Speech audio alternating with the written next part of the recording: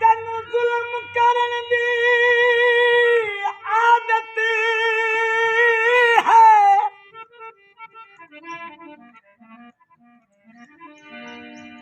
ਮੈਨੂੰ ਸਬਰ ਕਰਨ ਦਾ ਸ਼ੌਕ ਹੈ ਤੇ ਤੂੰ ਜੱਜ ਹੈ ਬੇਇਨਸਾਫੀਆਂ ਦਾ ਮੈਨੂੰ ਹੱਕ ਤੇ ਲੜਨ ਦਾ ਸ਼ੌਕ तेरी ख्वाहिश यकदम मर जावा तेरे इधर च सड़न दा शौक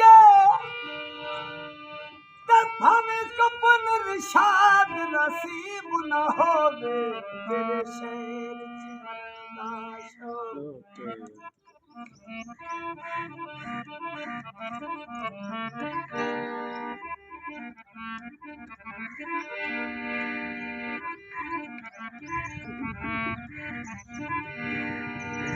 ਤੈਨੂੰ ਵੇਖਣ ਜੱਗ ਨਿਕਲੇ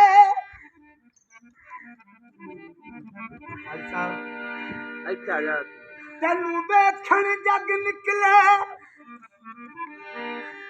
ਤੇ ਇੰਜ ਦਾ ਸਤਾਇਆ ਮੂੰਹ ਬੋਲਾਂ ਤੇ ਅੱਗ ਨਿਕਲੇ